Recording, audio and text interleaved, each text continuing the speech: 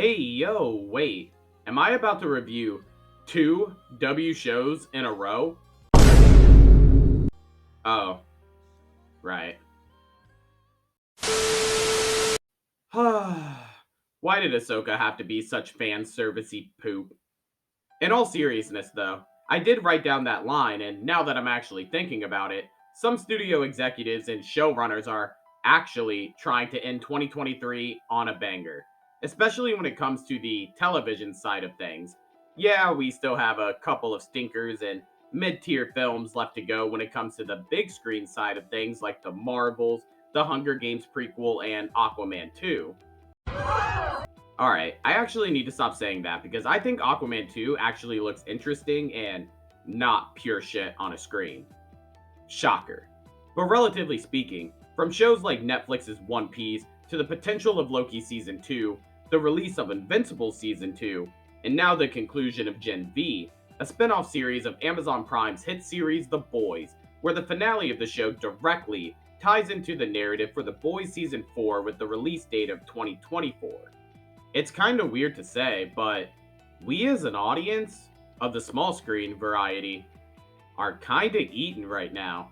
And as someone who had his fair amount of skepticism when the show was first announced, pretty much generalizing the plot, finding it hard to believe we were already trying to milk a franchise after only 3 seasons, and chalking the whole idea up to the boys for angsty and horny young adults with a little bit of progression.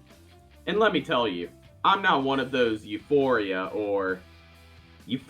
type of people. But when my boy texted me and asked if I was watching Gen V and was genuinely surprised when I said I wasn't, I was like, fuck it. I just finished live action One Piece. What's the harm in checking out an episode before I slowly start to melt my brain watching Loki Season 2? Save me. But while we wait on that, I'm here to tell you that Gen V was a good show.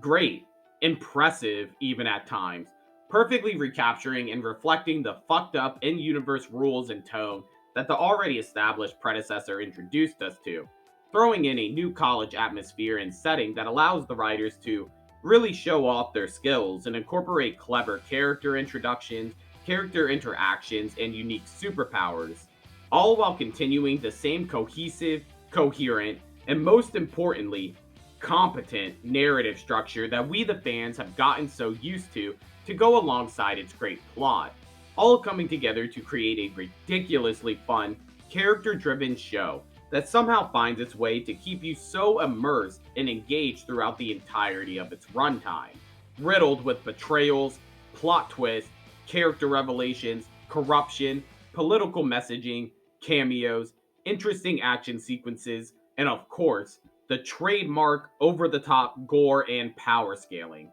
But before the praise can come, of course, let's talk. Okay, so as mentioned before, Gen V is very much a character driven show. Not in a way that I'm saying that its mother show, The Boys, isn't, with the main highlights of that show overall being driven by the relationship of Billy and Homelander, but I'll say differing in the way of quantity while keeping the same team and having the writing chops in order to transfer over that same quality from before. Trust me, it will all make sense. This show is fucked. Much like the first episode that kicked off the entire franchise, Gen V follows our tragic hero Marie Moreau after unfortunately ending the game of her parents in a superpower awakening gone wrong, which happens to be a water style bloodbending type. More on that later. Picking up the story a couple years later, Marie enrolls at Godolphin University, school for soups, corruption, deception, and douchebags, with most of those qualities usually rearing their ugly heads at the same time. Oh, also, Golden Boy, Godolphin's pride and joy, and a soup so powerful he just punched and burned his way a first class ticket to the 7. Good job, lad.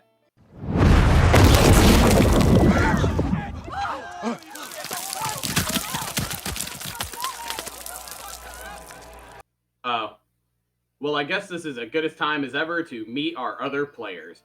We have Andre, a Magneto type, son of a Magneto type with high expectations placed upon him. Jordan, a double gender soup who has two different powers depending on said gender. Oh, and their dad is not a bigot. Emma, an Ant-Man type without the PEM technology and insecure loser of the group. Sam, Golden Boy schizophrenic Superman brother. And Kate, a mind manipulator type. Think Logan's wife from X-Men Origins Wolverine. Wait, why the fuck would you remember that movie?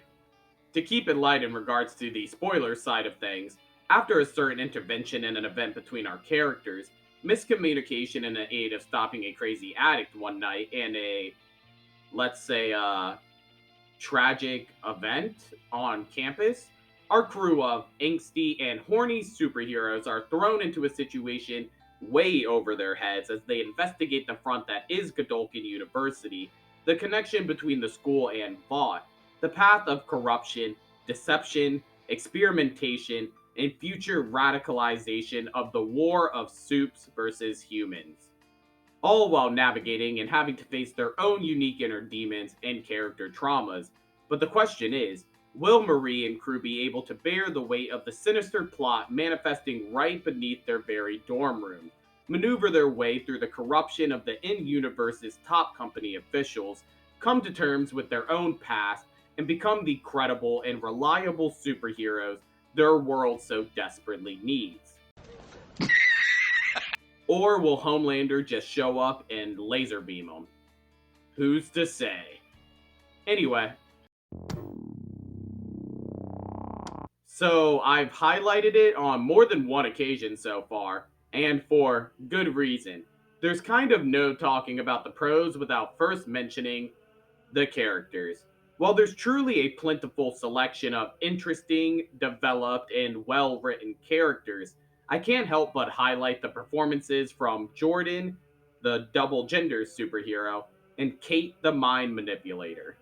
While, yes, each and every character is riddled with nuance, intrigued, and saddled with their own unique tragic backstory, amplified by the actors portraying them, you can't help but play the silent passenger as you watch the story play out in real time and how it affects each and every character decision. It goes to show what lengths and what great heights your studio, show, or movie could be able to achieve with just a little bit more effort, grace, and craft going into the character writing. Even putting the incredible and interconnected plot with its mother show aside, each character in reality could receive their own video essay on the complexity of just these character introductions, let alone where the characters could be in two, three, 4 seasons down the line. There's kind of endless possibilities here. Oh, wait, did I just define creativity? Unlike the Rings of Power, Amazon has found themselves a gem with this franchise, having the same budget as season 3 of The Boys, the production value, over the top superhero shenanigans and scenarios, and, well, you wouldn't really believe it until you watch the show yourself, but what is quite possibly one of the most refreshing aspects of the show is the casual subtleties and dialogue towards real life political ideologies and struggles we're facing now. The way they tackle these issues simply makes the show feel like it was written by actual adults and not brain dead oysters that have seemingly invaded most blockbuster productions. At the end of the day, genv is a show that highlights with proper writing and a cohesive narrative you can pull off all of the checkboxes Hollywood could ever hope to achieve and continue to make up. Relatable characters, a gripping story, and while at the same time adhering to the core of your audience without the unnecessary and unwanted feeling of preaching, without the fan baiting, and to put it frankly, all without having to shell out a high budget shit stain on a screen.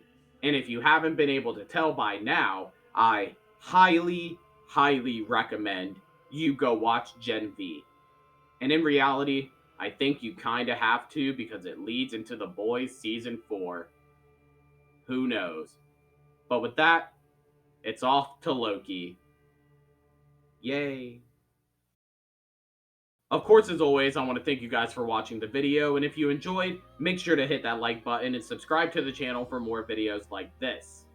And don't get me wrong, I'm sure most of you guys have noticed, there wasn't a segment for the cons, and that's not to say that this show doesn't have its flaws, but the segment is called the cons, not the nitpicks. So much like live action One Piece or The Last of Us earlier this year, we actually got ourselves a good piece of entertainment. Imagine. But again, I want to thank you guys for watching the video. Make sure to like and subscribe. But otherwise, that's all the words I got for you today. Bye.